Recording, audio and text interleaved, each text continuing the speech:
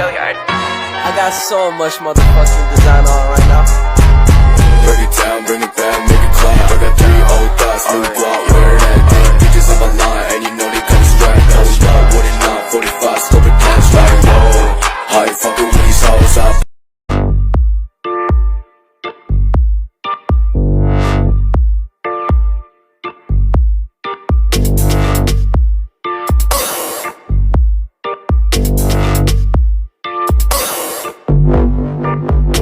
Assalamualaikum warahmatullahi wabarakatuh. Hai guys, selamat datang di podcast Meliana. Nah, kali ini aku kedatangan bintang tamu spesial, narasumber cantik kita pada hari ini. Kali ini dia bakalan sharing sedikit ilmu ke kita semua lewat podcast aku pada hari ini. Biar kalian yang di rumah nggak bosan lihat kita berdua. Tanpa berlama-lama, kali ini kita akan membahas sebuah topik, yaitu mengenai pengaruh kebudayaan Hindu-Buddha terhadap kebudayaan Indonesia. Halo Mbak, selamat siang. Gimana kabarnya hari ini? Iya, siang. Kabarku baik. Apakah Mbak sudah siap? Kali ini bakalan dicecar berbagai pertanyaan dari aku mengenai topik kita hari ini. Harus siap dong tentunya. Nah, nama asli dari bintang tamu kita ini, dia adalah Dwi Sri Aprianti. Kebetulan kita udah temenan dari SD sampai sekarang ya Mbak? Iya. Nah, pertanyaan aku yang pertama nih Mbak, sebelum kita membahas lebih jauh mengenai pengaruh kebudayaan Hindu-Buddha terhadap kebudayaan Indonesia. Aku juga pengen tahu nih, apa sih arti dari kebudayaan, baik itu menurut pendapat Mbak maupun menurut pendapat dari para ahli itu sendiri. Oke, menurut Sapria, kebudayaan adalah sistem gagasan yang menjadi pedoman dan pengarah bagi manusia dalam bertindak dan berperilaku, baik secara individu maupun kelompok. Oh, seperti itu.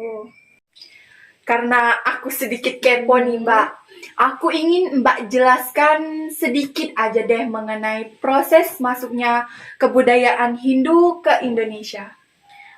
Karena letak Indonesia yang strategis, Nel, jadi banyak pedagang-pedagang ulung yang singgah ke Indonesia untuk berdagang. Contohnya yang berasal dari negara India dan Cina. Nah, dari adanya kontak dagang tersebut antara India dan juga Indonesia, masuklah agama Hindu beserta kebudayaannya ke Indonesia melalui jalur perdagangan itu. Oh, jadi secara singkatnya kebudayaan Hindu atau agama Hindu masuk ke Indonesia lewat jalur perdagangan akibat kontak dari bangsa India gitu ya Mbak? Iya, tepat sekali, Nel. Menurut yang Mbak ketahui nih, kebudayaan yang paling dulu masuk ke Indonesia, apakah kebudayaan Buddha atau justru malah kebudayaan Hindu yang dulu masuk ke Indonesia, Mbak? Kalau menurut yang saya tahu ya, Nel ya, atau juga mungkin sudah ada beberapa bukti yang membuktikan hal tersebut, bahwa kebudayaan yang pertama kali atau lebih dulu masuk ke Indonesia itu, yaitu kebudayaan Hindu. Oh, kebudayaan Hindu. Terus pertanyaan aku selanjutnya mengenai kebudayaan Buddha nih Mbak. Sebenarnya kapan sih kebudayaan Buddha itu masuk ke Indonesia? Jadi kebudayaan Buddha itu masuk ke Indonesia sekitar abad 2 Masehi melalui sebuah misi, Nel. Nah, nama misinya itu Dharma Duta. Misi Dharma Duta. Oh, berarti Buddha itu masuk ke Indonesia sudah cukup lama ya Mbak? Iya, lama sekali malahan. Apakah masuknya kebudayaan Hindu-Buddha ke Indonesia membawa pengaruh terhadap kebudayaan Indonesia, Mbak? Iya, tentu saja, Nel. Bisa Mbak ceritakan sedikit atau Mbak jelaskan sedikit nih, mungkin para penonton juga ingin tahu apa saja pengaruh masuknya kebudayaan Hindu-Buddha terhadap kebudayaan Indonesia. Jadi pengaruh masuknya kebudayaan Hindu-Buddha ke Indonesia itu dapat kita lihat dari kepercayaan dan filsafat. Di mana masuknya pengaruh Hindu-Buddha ke Indonesia membawa dampak dan perkembangan yang sangat berarti bagi kepercayaan masyarakat Indonesia.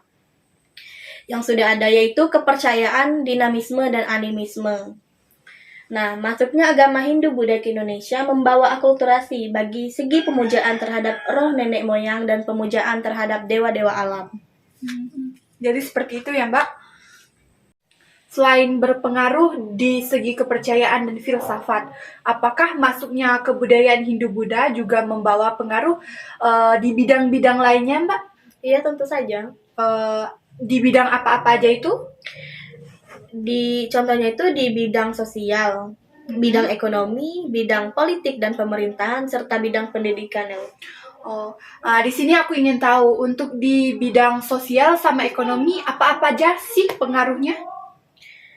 Nah, dalam bidang sosial itu, Nel, pengaruh kebudayaan Hindu-Buddha di Indonesia dapat kita lihat dari adanya sistem pembeda antara masyarakat satu dengan masyarakat lainnya. Sistem pembeda dalam masyarakat Hindu ini dinamakan dengan sistem kasta, di mana ada 4 kasta yang ada di Indonesia, yaitu kasta Brahmana diduduki oleh para pendeta, dan kasta kedua yaitu kesatria, di mana penduduknya yaitu para bangsawan dan juga prajurit. Kasta ketiga yaitu Waisya, di mana penduduknya yaitu pedagang dan juga petani, dan keempat yaitu Sudra, di mana kasta ini merupakan kasta terendah dan penduduknya yaitu rakyat biasa.